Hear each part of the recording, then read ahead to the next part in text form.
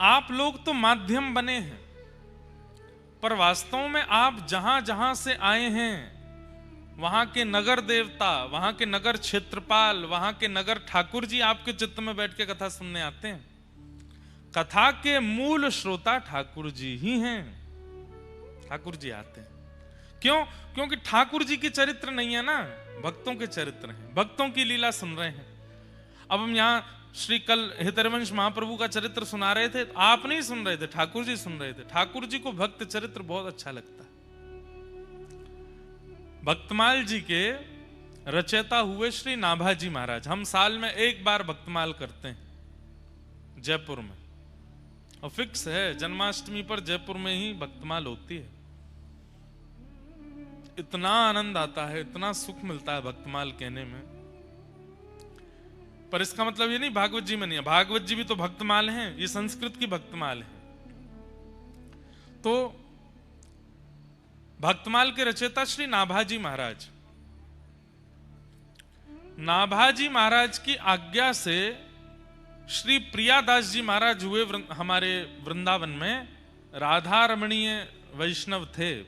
राधा रमण संप्रदाय से, गौड़िया वैष्णव संप्रदाय में राधा रमणीय गोस्वामियों से दीक्षित थे श्री प्रियादास जी महाराज। और आपको जान के आश्चर्य होगा, सहज ही देखो बात वार्ता आ गई, प्रियादास जी का शरीर कहां का था? सूरत, गुजरात, गुजरात के ही थे श्री प्रियादास जी महाराज। और उन्होंने भक्तमाल का प्रचार पूरे दशों दिशाओं में, जग जग में कर दिया। प्रियादास जी के जो दोहा हैं भक्तमाल के बड़े सुंदर हैं। कोई आएगा स्मृति में तो सुनाऊंगा आपको। तो प्रियादास जी महाराज भक्तमाल के प्रचारक भी कह लीजिए और भक्तमाल के विस्तारक भी कह लीजिए। उन्होंने विस्तार किया। नाभाजी ने जो भक्तमाल लिखी उसका और विस्तार श्री प्रियादास जी ने किया। उनका शरीर यहीं गुजरात का ही था।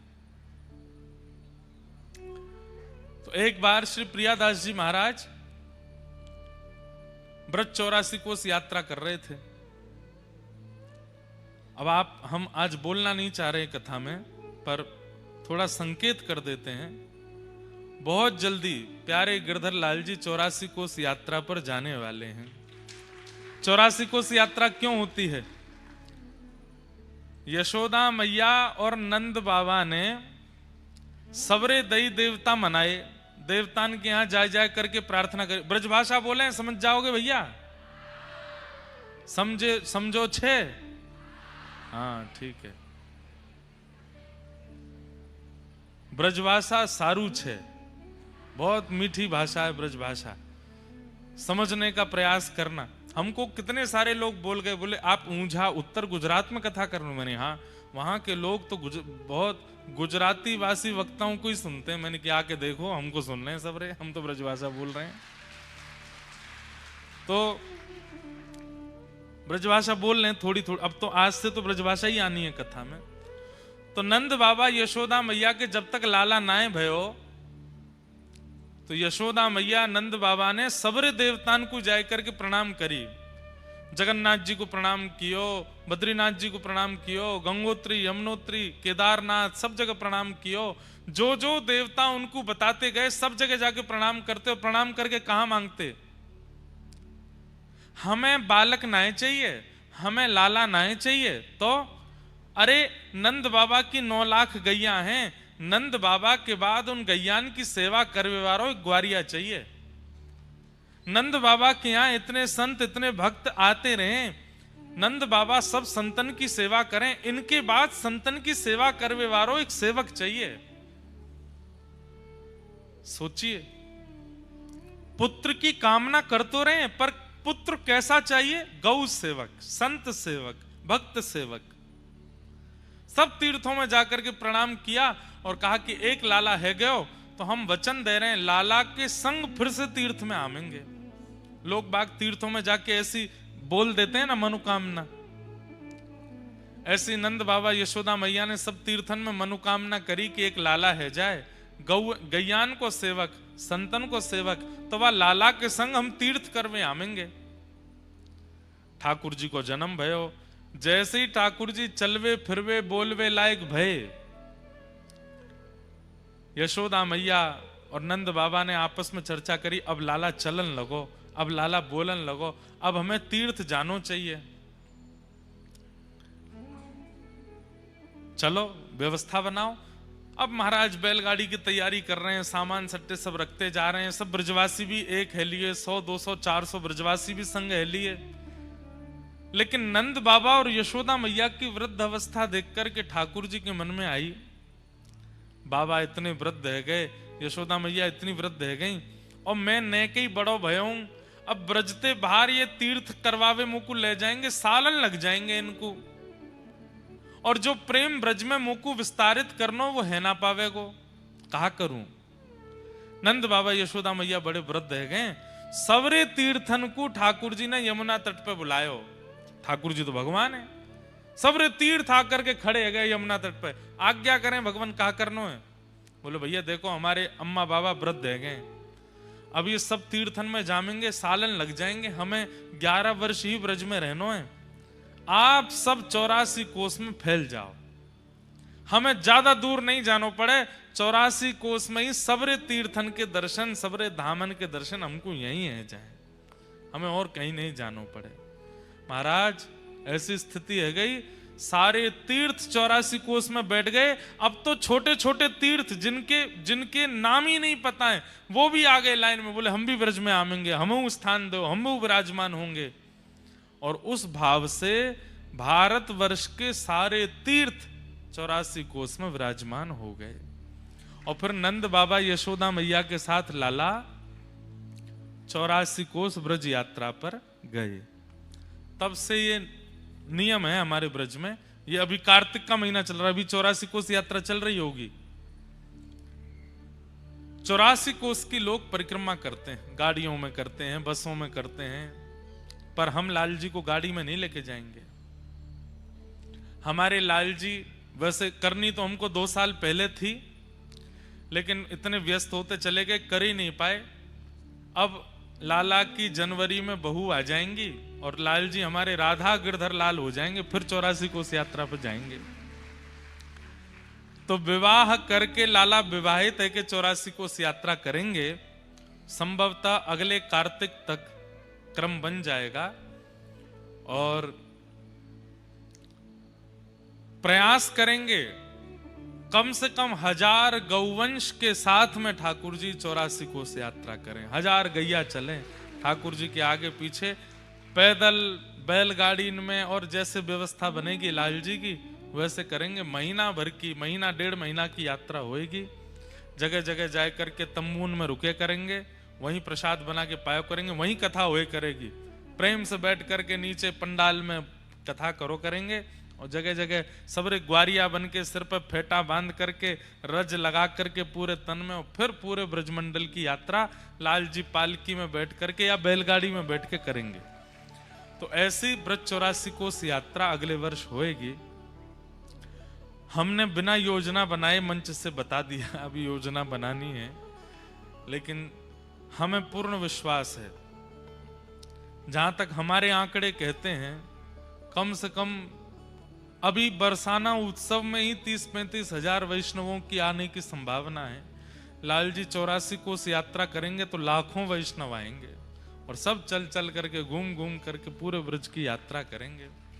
ऐसा दृश्य प्रकट है जाएगो जैसो द्वापर में ठाकुर जी ने 84 कोस यात्रा के समय प्रकट कियो, वैसा ही दृश्य आवेगो। आज से लगभग 15 वर्ष पहले, शायद 12-15 वर्ष पहले, परम पूजनीय श्री मलुक पीठ वाले महाराज जी ने गौ 84 कोस यात्रा की थी। उसमें हजारों गौवंश साथ चलता था, और वैसी यात्रा हुई थी। उसी यात्रा की परिकल्पना पुनः अगले वर्ष तक धारण होगी, और प्यारे गिरधर लाल जी 84 कोस यात्रा करेंगे। ठाकुर जी के ब्याह की बधाई मिलेगी सबन को, और यात्रा के रूप में सब आवेंगे।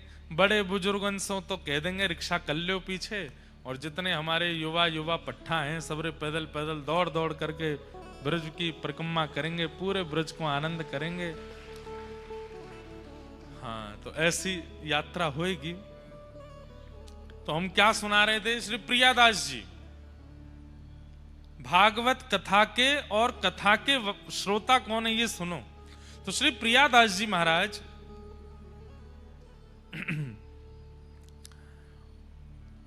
उनके मन में आई कि मैं 84 कोस यात्रा करूं। कथा करते थे, भक्तमाल की बड़ी मधुर मीठी कथा करते थे। यात्रा करते करते आप पहुंचे हमारे व्रजमंडल में। हरियाणा की सीमा से जब आप दिल्ली से वृंदावन जाते हैं तो हरियाणा की सीमा पर व्रज का क्षेत्र जो पहला आता है उसका नाम है होडल। होडल, वहां पर शेख शाही भगवान है। उसके बाद आता कोसी कला, ठाकुर जी के नंद बाबा का खजाना कोस वहां विराजमान था, इसलिए उसको कोसी कला कहते हैं। तो जैसे ही श्री प्रियादास जी महाराज 84 कोस यात्रा करते हुए होडल पहुंचे तो होडल में एक लाल जी महाराज विराजते थे, श्री लाल बाबा। उनके यहां जैसे ही प्रियादास जी ने प्रणाम किया तो लाल बाबा महाराज बोले, बड़ी कृपा, आप श्री प्रियादास जी हैं ना? बोले हाँ। आपने भक्तमाल का विस्तार किया है ना? बोले जी, भगवत कृपा से किया है। बोले प्रभु कहा कर रहे हो? बोले मैं तो 84 कोस यात्रा कर रहा हूं। बोले कृपा कर दो। बोले कहा, मेरे ठाकुर जी बहुत दिना है गए कथा सुनवे को बड़े तरस रहे हैं, आप कछु दिना यहीं विराज करके भक्तमाल की कथा सुनाओ। प्रियादास जी महाराज बड़े प्रसन्न हो गए। बड़े सुंदर ठाकुर जी। ठाकुर जी के सन्मुख प्रियादास जी ने अपनो आसन लगायो, कथा सुनानी प्रारंभ करी भक्तमाल की। 1 दिन 2 दिन 3, भक्तमाल जी का नियम नहीं है 7 दिन की 10 दिन की, जितनी साल भर भी करते रहोगे तो भी पूरी नहीं होंगी, इतने भक्तों के चरित्र हैं। 7 दिन हो गए कथा को। धीरे धीरे इतनी भीड़ होने लगी, अब तो गांव के लोग, बाहर के लोग, यात्रा करने वाले लोग सब इकट्ठे हो गए लाल बाबा महाराज के स्थान पर। उनके ठाकुर जी को कथा सुनाते थे प्रियादास जी महाराज। अब श्रोता तो आते, श्रोताओं में भांति भांति के लोग आते हैं, गांव के लोग आते हैं, कुछ भोजन करने वाले लोग आते हैं। कई जगह कथा में प्रसाद की व्यवस्था होती है तो कई लोग केवल प्रसाद पाने ही आते हैं। कथाओं में लिखवा दिया जाता है कि कथा के बाद भोजन प्रसाद की व्यवस्था, तो भीड़ दुगुनी आती है। और वो भीड़ भी कब आती है? जब कथा विश्राम होने वाली होती है। जैसे अमूमन कथाओं का समय 3 से 7 होता है, 6 बजे भीड़ आती है, 7 बजे तक कथा सुनेंगे, फिर बढ़िया प्रसाद पाएंगे। हर तरीके के लोग आते हैं कथा में। कई जगह चोर भी आते हैं। अब यहां प्रियादास जी कथा सुना रहे थे, उनमें ही सुई चोर आ गए। 4-5 चोर आकर के बैठ गए, प्रेम से कथा सुनने लगे। कथा सुनते सुनते एक दूसरे को कोहनी मारी, कथा में ज्यादा मन मत लगाओ, पेट पूजा करनी है, ढूंढो कोई सामग्री दिख रही है दूर दूर तक। अब बाबा जी का आश्रम, वहां कौन सी कोई सामग्री होती है? कुछ ऐसा विशेष था नहीं। सब जगह ढूंढ धाड़ करके इधर उधर देख करके देखा, कुछ मिला नहीं। एक चोर ने कही, भाई देखो और तो कुछ दिख नहीं रहा। वे पीले पीले वस्त्रों में भगवान बड़े चमक रहे हैं और इनके पीछे चांदी का सिंहासन लग रहा है, नीचे चांदी की आरती, चांदी की थाली, चांदी की कटोरी, चांदी के बर्तन सब दिख रहे हैं। अभी ये तो हमको दिख रहे हैं, अंदर गर्भगृह में ना जाने कितनी सारी वस्तु होंगी। अगर इन ठाकुर जी की चोरी कर ली जाए तो आनंद आ जाएगा। सब ने मंत्रणा करी, कैसे करें? बोले उसके लिए तो एक काम करो, कथा के बाद प्रसाद पाके यहीं आश्रम में पोंछा बर्तन करो, ऐसा दिखाओ कि हम सेवक हैं, कथा सुन के सेवा भी कर रहे हैं, तो महाराज जी रुकने की अनुमति दे देंगे।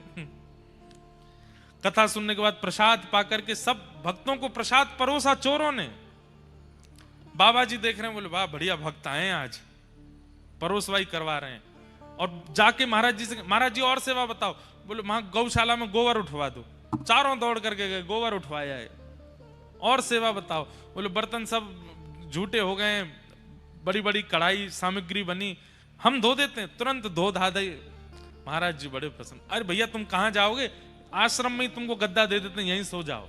अरे महाराज जी बड़ी कृपा आपकी। चारों चोर वहीं सो गए। रात में जैसे ही सब गहरी निद्रा में सोए, चारों चोर उठे। और वो तो चोर हैं, ताला वाला खोलना सब उनको आता है। गर्भगृह में प्रवेश कर गए। गर्भगृह में प्रवेश करके सबसे पहले तो बोरी में सारे बर्तन रखे, आरती रखी, आचमनी रखी, लोटा रखे, सारे सामान रखते जा रहे हैं। फिर कोई नई वस्तु दिख जाए उसको धर लें। ठाकुर जी उठा के नीचे धर दिए, सिंहासन भी धर लिया बोरी में। जाते जाते मन में सोचे सब चीज ले लिए, ठाकुर जी को काय को छोड़ रहे, उनको भी ले चलो।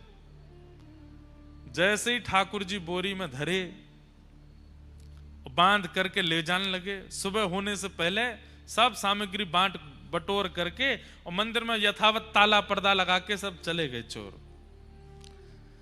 सुबह मंगला आरती के लिए महाराज जी उठे, स्नान ध्यान करके जैसे ही मंदिर में गए, ताला खोल के पर्दा खोला, सब साफ, कुछ भी नहीं वहां तो। अब यहां तो हल्ला मचा। महाराज चिल्लाने लगे, बाबा अरे मेरे भगवान चोरी हो गए, अरे मेरे ठाकुर जी चोरी हो गए, अरे मेरे ठाकुर जी को कोई लेके चला गया। प्रियादास जी महाराज उठ करके संध्या आदि कर रहे थे। उनके कान में आवाज गई, उठ करके कहावे हो कहावे हो। बोले अरे ठाकुर जी को चोरी कर ले गए कोई। मंदिर में जाके देखा, पूरे सब वैष्णवों में हल्ला मच गया, ठाकुर जी चोरी हो गए। प्रियादास जी महाराज तो वहीं बैठ करके रोने लगे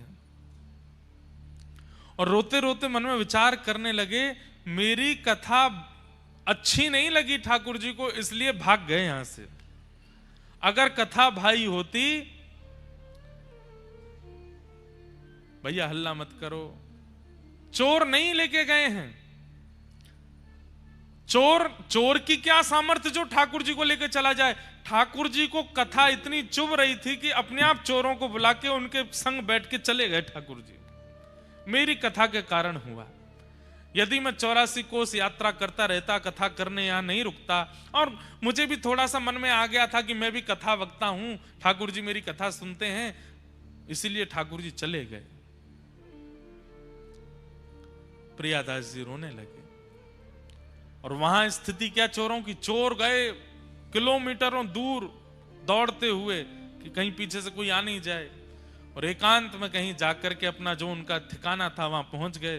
पहुंच करके बोरी वगैरह नीचे धरी, नीचे धर के सब सामान वामान सब बाहर निकाल दिया। थक गए थे, कुछ भोजन प्रसाद पाया, बोले भैया सो जाओ, अब तो रात भर हम सोए नहीं है, थोड़ी देर 1 आध घंटा सो लें, उसके बाद चोरी का जितना सामान है सब आपस में बांट लेंगे।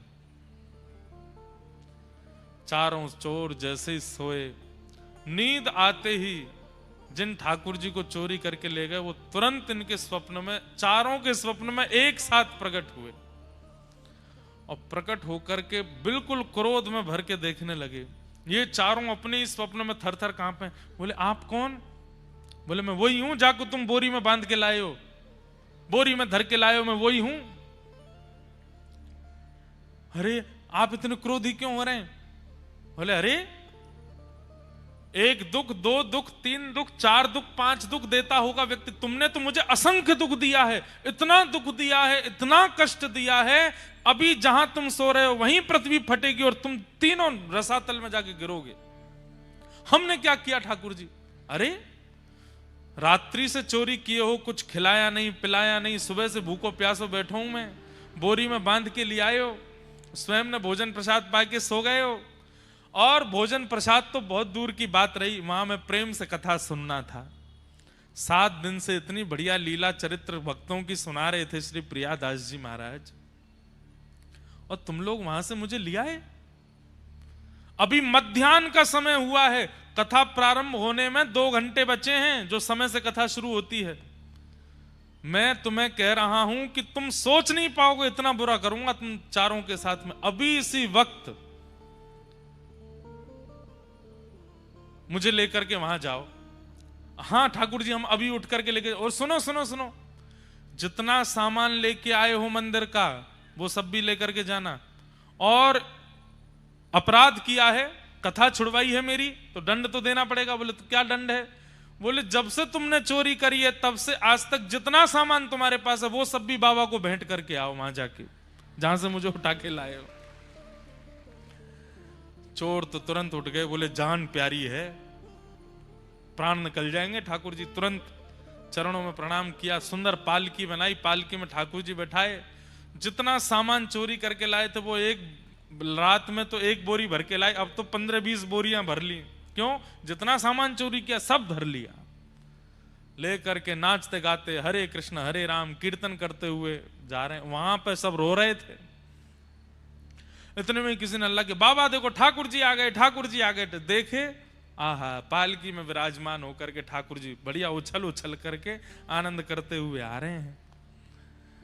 बाबा ने तो उन चोरों के पांव छुए, जय हो भैया, पता नहीं कहां के मनुष्य चोर चोरी करके ले गए थे, तुम बढ़िया हमारे ठाकुर जी को बचा लाए उनसे। चोरों ने उल्टे चरण पकड़े, हम कोई अच्छे आदमी नहीं है बाबा, तो हम ही तो चोरी करके ले गए थे। तुम चोरी करके ले गए थे तो फिर वापस क्यों लिया है? पूरी कथा बताई। बोले ठाकुर जी स्वप्न में आए और स्वप्न में आकर के बोले मुझे वहीं लेकर के जा। ताई बोले ठाकुर जी स्वप्न में आए और स्वप्न में आकर के बोले मुझे वहीं लेकर के जाओ, सारी सामग्री लेके जाओ और पूर्व में जितनी चोरी करी है वो सामान भी मंदिर में चढ़ा करके आओ। बोले ठाकुर जी ने आज्ञा की थी कथा शुरू हो उससे पहले पहले हमें पहुंचा देना, नहीं तो पृथ्वी फट जाएगी। प्रियादास जी ने जैसे ही सुना कि ठाकुर जी कथा सुनने के लिए वापस आए हैं, तुरंत ठाकुर जी को हृदय से लगा लिया और ठाकुर जी को वचन दे दिया, नाथ अब ये चोर तो यहीं रहेंगे, इनको भी भगत बना देंगे, सब सामान जो है ठीक है। अब जब तक संपूर्ण भक्तमाल पूरी नहीं हो जाएंगी, पहले तो ऐसा मन था कि 10-12 दिन में कथा करके चले जाएंगे, लेकिन अब जब तक पूरी कथा नहीं हो जाएंगी तब तक हम कथा आपको सुनाते रहेंगे, पूरी भक्तमाल आपको सुना करके तब यहां से आगे जाएंगे। आज भी 84 कोस की यात्रा में उन ठाकुर जी के दर्शन होते हैं जिन्होंने पूरी भक्तमाल स्वयं बैठ करके सुनी और चोरंते लड़ झगड़ के वापस आए गए।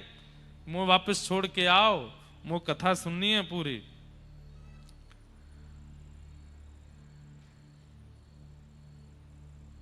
आइए भगवंत विराजिए कथा रसिक हरिदास, तुम श्रोता भक्त माल के तुम पद रज हम दास। भक्तमाल और भागवत के मूल श्रोता ठाकुर जी हैं, आप लोग नहीं हैं। अब यहां कोई ऊंझा से आया है, कोई अहमदाबाद से आया है, कोई बड़ौदा से आया है, कोई सूरत से आया है, कोई कहीं से आया है, कोई सोमनाथ से आए हैं, कोई द्वारिका से आए हैं। जहां जहां से आए हैं, आपके क्षेत्र के जो ठाकुर जी जो देवता हैं वो आपके चित्त में बैठ करके कथा सुनने वो आए हैं, आप नहीं आए। कथा के श्रोता तो ठाकुर जी, कथा के प्रेमी तो ठाकुर जी। बंधुओं, कथा विश्राम हो जाती है, उसके बाद क्या करें? यहां पर अभी 3 दिन बाद कथा विश्राम हो जाएगी, फिर क्या करोगे? 7 तारीख के बाद क्या करोगे? 8 तारीख के बाद नियम बना लीजिए, नित्य ठाकुर जी को एक प्रसंग सुनाया कीजिए। अब प्रसंग ठाकुर जी को सुनाना है तो उसके लिए स्वयं भी तो सुनना पड़ेगा। तो पहले स्वयं सुनो और फिर अपने ठाकुर जी को जब रात्रि शयन कराते हो, देखो सुबह का श्रृंगार अच्छा नहीं कर पाते, कोई दिक्कत नहीं। ठाकुर जी को मुकुट टेढ़ा मेढ़ा हो जाता है, कोई बात नहीं। ठाकुर जी की प्रसादी इतनी बढ़िया नहीं बना पाते, कोई बात नहीं। अंत भला तो सब भला। अपनी शयन की सेवा बहुत सुंदर कर लीजिए और हम बता रहे हैं रचना कैसी करो। रात्रि में जब ठाकुर जी को शयन कराते हैं उस समय जो ठाकुर जी का मंदिर है, कक्ष है, सारी वहां की लाइटें बंद कर दो, सुंदर 2-4 दिया जलाओ। दिया जला करके बिल्कुल शांति हो, जैसे नंद भवन में ठाकुर जी सोते हैं वैसे सुभाओ।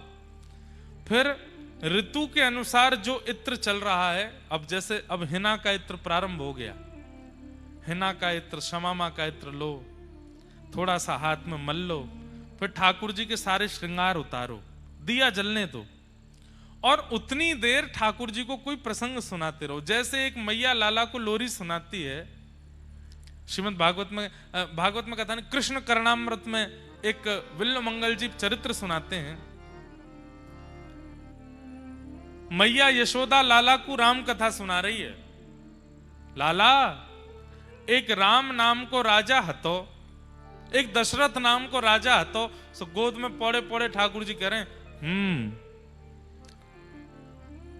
मैया धीरे धीरे वस्त्र उतार रही है। दिन भर तो भारी वस्त्र पहने, रात में हल्के पहनेंगे तो ठाकुर जी कथा में मन लग जाता है तो प्रेम से तैयार हो जाते हैं।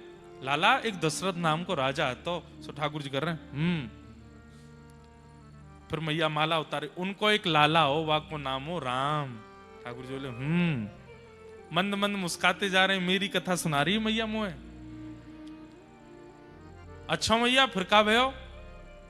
लाला उनको एक छोटो भैया है तो उनको नाम हो लक्ष्मण। सो ठाकुर जी बलराम जी को देखने लगे, यही तो थे पूर्व में। फिर कहा भयो मैया? बोले उनको एक सीता नाम की कन्या सो ब्याह भयो।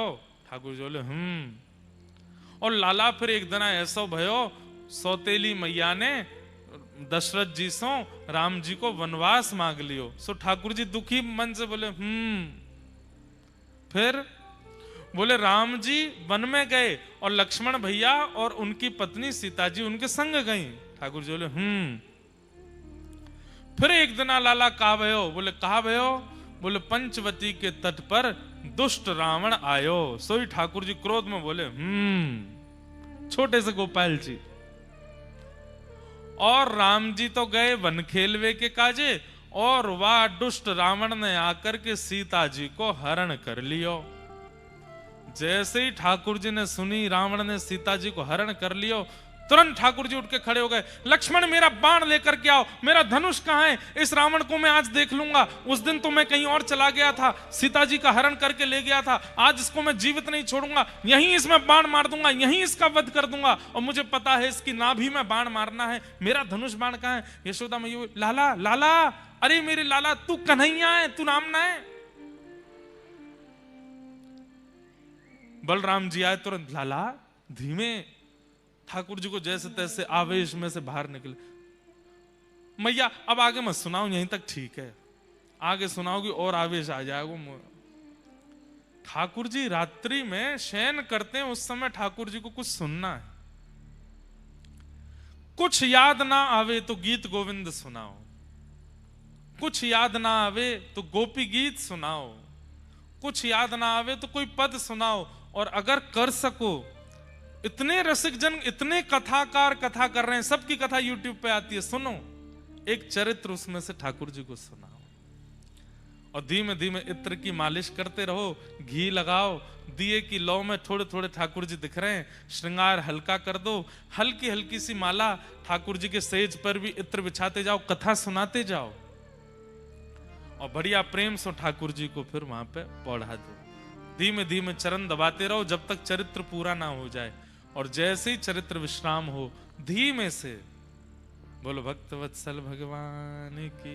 ठाकुर जी को पूरी चदरिया उड़ाए करके दिए बाहर पधरा दो, एक जलझारी रख दो, ठाकुर जी सो गए। जिस घर में, एक बात बोले आपको, भोजन भली बढ़िया ना मिलता हो, पूरा दिन भली मन ना लगता हो, लेकिन रात में बिस्तर बढ़िया मिल गया सोने के लिए, ठाकुर जी फिर दौड़ दौड़ के उसी घर में जाएंगे। बोले यहीं सोऊंगा मैं तो, यहाँ सोवे में बड़ो आनंद आवे, यहाँ शयन करने में बड़ो सुख मिले। ठाकुर जी को शयन कराओ, शयन की सेवा इतनी सुंदर कीजिए बंधुओं, ठाकुर जी आपसे रीझ जाएंगे। और आप अनुभव करेंगे जब आप शयन करने के लिए जाएंगे तो ठाकुर जी आपके शयन में आके अपने शयन के दर्शन करा देंगे कि मैं कैसे सो रहा हूं। ऐसे अनुभव होने लगेंगे।